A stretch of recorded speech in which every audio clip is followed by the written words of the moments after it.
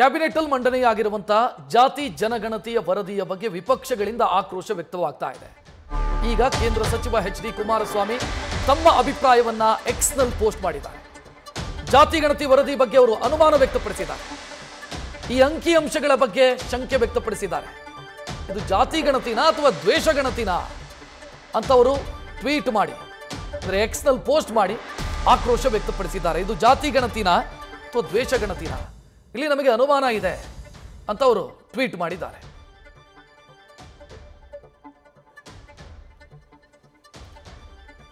ಪ್ರಮುಖವಾಗಿ ಒಕ್ಕಲಿಗ ಸಮುದಾಯದ ಜಾತಿಯ ಅಂಕಿಅಂಶದ ಬಗ್ಗೆ ಅವರಿಗೆ ತಕರಾರಿದೆ. ಮಂಡ್ಯ, ಕೋಲಾರ, ಚಿಕ್ಕಬಳ್ಳಾಪುರ, ರಾಮನಗರ, ಬೆಂಗಳೂರು ಗ್ರಾಮಾಂತರ, ತುಮಕೂರು, ಚಿತ್ರದುರ್ಗ ಸೇರಿ ಹಳೆ ಮೈಸೂರು ಭಾಗದಲ್ಲಿ ವಾಸಿಸುವಂತ ಒಕ್ಕಲಿಗ ಸಮುದಾಯದ ಸಂಖ್ಯೆ ಎಷ್ಟು? ಆದರೆ ಜಾತಿ ಗಣತಿಯ ಗಜಪ್ರಸವದ ಸಂಪುಟದಲ್ಲಿ ಏನು ಶಾಸ್ತ್ರೋಕ್ತವಾಗಿ ಅರಿಶಿಣ ಕುಂಕುಮ ಹಚ್ಚಿ ಕಡ್ಡಿ ಹಚ್ಚಲಾಗಿದೆ, ಆ ವರದಿಯದ್ದು ಅನ್ನಲಾದಂಥ ಅಂಕಿಅಂಶಗಳು ಎಲ್ಲೆಡೆ ತೇಲಾಡ್ತಾ ಇದೆ. ಯಾವುದೋ ಅಜ್ಞಾತ ಕೈ ಅದನ್ನ ವ್ಯವಸ್ಥಿತವಾಗಿ ತೇಲಿಬಿಟ್ಟಿದೆ ಅಂತ ಕುಮಾರಸ್ವಾಮಿ ತಮ್ಮ ಅಭಿಪ್ರಾಯ ಹೇಳಿದ್ದಾರೆ. ಒಕ್ಕಲಿಗ ಸಮುದಾಯಕ್ಕೆ ಸೇರಿದಂಥ ಅಂಕಿ ಸಂಖ್ಯೆ ಮಾತ್ರ ಅಲ್ಲ, ವೀರಶೈವ ಮತ್ತು ಲಿಂಗಾಯತ ಜೊತೆಗೆ ಇನ್ನಿತರ ಸಮುದಾಯದ ಸಂಖ್ಯೆಯೂ ಕೂಡ ನನಗೆ ಅಚ್ಚರಿ ಹುಟ್ಟಿಸಿದೆ. ಈ ಗಣತಿ ಗ್ಯಾರಂಟಿ ರಾಜ್ಯದಲ್ಲಿ ಅಲ್ಲೋಲ ಕಲ್ಲೋಲ ಎಬ್ಬಿಸೋದಕ್ಕೆ ಮಾಡಿರುವಂಥ ಷಡ್ಯಂತ್ರನ ಅಥವಾ ಸರಣಿ ದರ ಏರಿಕೆಯಿಂದ ಸಾಲು ಸಾಲು ಭ್ರಷ್ಟಾಚಾರ ಕೇಸುಗಳಿಂದ ಆ ಮುಜುಗರದಿಂದ ತಪ್ಪಿಸಿಕೊಳ್ಳೋದಕ್ಕೆ ಜನರ ಗಮನವನ್ನು ಬೇರೆಡೆ ಸೆಳೆಯುವಂಥ ಪ್ರಯತ್ನನ ಇದು.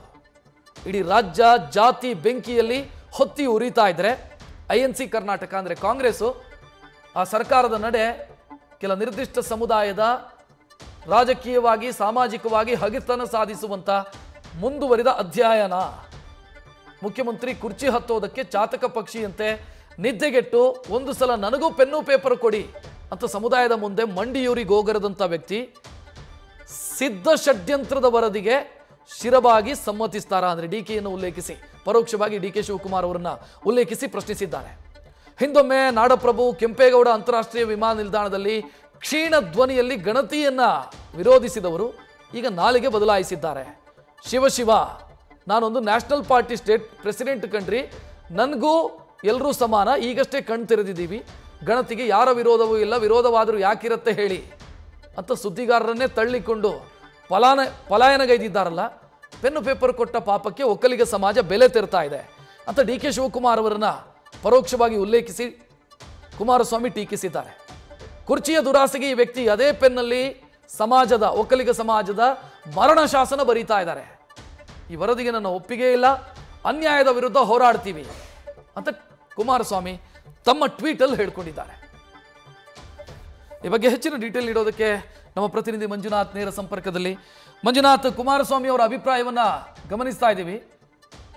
ಸ್ಪಷ್ಟವಾಗಿ ಹೇಳ್ತಾ ಇದ್ದಾರೆ ವರದಿಯನ್ನು ಒಪ್ಕೊಳ್ಳಲ್ಲ ಅಂತ, ಜೊತೆಗೆ DK ಶಿವಕುಮಾರ್ ಅವರನ್ನ ಕಟಕಟೆಯಲ್ಲಿ ನಿಲ್ಲಿಸಿದ್ದಾರೆ ಅಂತ ಅನ್ಸುತ್ತೆ.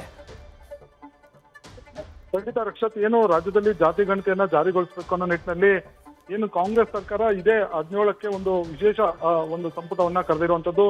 ಜೊತೆಗೆ ಒಂದಷ್ಟು ಅಂಕಿಅಂಶಗಳು ಜಾತಿ ಗಣತಿಯಲ್ಲಿ ಎಲ್ಲಾ ಪ್ರಬಲ ಸಮುದಾಯಗಳು ಸೇರಿದಂತೆ ಎಲ್ಲ ಒಂದು ಏನು ಕಾಂತರಾಜು ವರದಿಯಲ್ಲಿ ಅಂಕಿಅಂಶಗಳು ಅದು ಕೂಡ ಲೀಕ್ ಆಗಿರುವಂತದ್ದು. ಇದರಲ್ಲಿ ಪ್ರಮುಖವಾಗಿ ವೀರಶೈವ ಲಿಂಗಾಯತ ಜೊತೆಗೆ ಒಕ್ಕಲಿಗ ಸಮುದಾಯದ ಏನು ಅಂಕಿಅಂಶಗಳಿದೆ ಇದ್ರ ಬಗ್ಗೆ ಕುಮಾರಸ್ವಾಮಿ ಅವರು ಸಾಕಷ್ಟು ಕಳವಳನ್ನ ವ್ಯಕ್ತಪಡಿಸಿದ್ದಾರೆ. ಇದು ಜಾತಿ ಗಣತಿಯ ಅಥವಾ ದ್ವೇಷ ಗಣತಿಯ ಅನ್ನೋ ಒಂದು ಪ್ರಶ್ನೆಯನ್ನ ರಾಜ್ಯ ಸರ್ಕಾರಕ್ಕೆ ಮಾಡಿರುವಂತದ್ದು.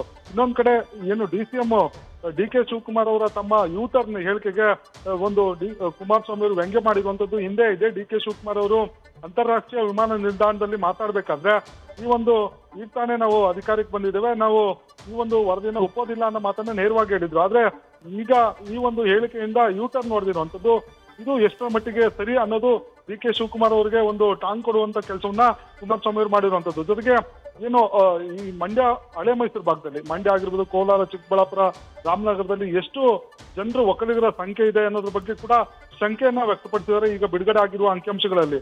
ಜೊತೆಗೆ ಏನು ಈ ಒಂದು ಜಾತಿ ಗಣತಿ ಏನಿದೆ ಇದ್ರ ವಿರುದ್ಧ JDS ಒಂದು ಹೋರಾಟವನ್ನು ಮಾಡುತ್ತೆ. ಯಾಕಂದ್ರೆ ಈ ಅಂಕಿಅಂಶಗಳು ಯಾವುದು ಕೂಡ ಸರಿಯಲ್ಲ. ಜೊತೆಗೆ ಈ ಒಂದು ರಾಜ್ಯದಲ್ಲಿ ಏನ್ ನಡೀತಾ ಇದೆ ಗ್ಯಾರಂಟಿ ವಿಚಾರದಲ್ಲಿ ಈಗ ಒಂದು ಸರ್ಕಾರದ ವಿರುದ್ಧ ಭ್ರಷ್ಟಾಚಾರದ ಆರೋಪಗಳಾಗಿರ್ಬೋದು, ಜೊತೆಗೆ ಬೆಲೆ ಏರಿಕೆ ಆಗಿರ್ಬೋದು, ಈ ಎಲ್ಲಾ ಮುಜುಗರಗಳಿಂದ ತಪ್ಪಿಸ್ಕೊಳ್ಳೋದಕ್ಕೆ ಈ ಒಂದು ವಿಚಾರವನ್ನ ಅಂದ್ರೆ ಜಾತಿ ಗಣತಿ ವಿಚಾರವನ್ನ ಪ್ರಸ್ತಾಪಿಸಿ ರಾಜ್ಯ ಸರ್ಕಾರ ಒಂದು ಡೈವರ್ಟ್ ಮಾಡುವಂತ ಕೆಲಸವನ್ನ ಮಾಡ್ತಾ ಇದೆ. ಈ ಎಲ್ಲಾ ಅಂಕಿಅಂಶಗಳಾಗಿರ್ಬೋದು, ವರದಿಯಲ್ಲಿರುವಂತಹ ಅಂಶಗಳು ಆಗಿರ್ಬೋದು, ಬೇರೆ ಸಮುದಾಯದ ಅಂಕಿಅಂಶಗಳಾಗಿರ್ಬೋದು ಇವೆಲ್ಲವನ್ನು ನೋಡಿದಾಗ ಎಲ್ಲೋ ಒಂದ್ ಕಡೆ ಸರ್ಕಾರದ ತಮ್ಮ ಉಳುಕನ್ನ ಮುಚ್ಚಿಕೊಳ್ಳೋದಕ್ಕೆ ಈ ವರದಿಯನ್ನ ಪ್ರಸ್ತಾಪ ಮಾಡಿದೆ. ಆದ್ರೆ ಈ ಒಂದು ವರದಿಯ ಅಂತಿಮ ಒಂದು ರೂಪರೇಷೆಗೆ ಬಂದ ಸಂದರ್ಭದಲ್ಲಿ JDS ಹೋರಾಟವನ್ನು ಮಾಡುತ್ತೆ ಅನ್ನೋ ಒಂದು ಎಚ್ಚರಿಕೆಯನ್ನ ರಾಜ್ಯ ಸರ್ಕಾರಕ್ಕೆ ನೀಡಿರುವಂತದ್ದು. ಆ ಮುಖಾಂತರ ಏನು ಸರ್ಕಾರದ ವಿರುದ್ಧ ಒಂದ್ ಕಡೆ ವಾಗ್ದಾಳಿ ನಡೆಸಿದ್ರೆ, ಇನ್ನೊಂದ್ ಕಡೆ DCM DK ಶಿವಕುಮಾರ್ ಅವರ ಒಂದು ಏನ್ ನಡೆ ಇದೆ ಅದ್ರ ಬಗ್ಗೆ ಕೂಡ ತೀವ್ರ ಅಸಮಾಧಾನವನ್ನು ವ್ಯಕ್ತಪಡಿಸಿರುವಂತದ್ದು. ರಕ್ಷತ್. ಥ್ಯಾಂಕ್ ಯು ಮಂಜುನಾಥ್ ಮಾಹಿತಿಗೆ. ನ್ಯೂಸ್ ಫಸ್ಟ್ ನಿರ್ಭೀತಿಯಿಂದ ನಿಮ್ಮ ಪರವಾಗಿ.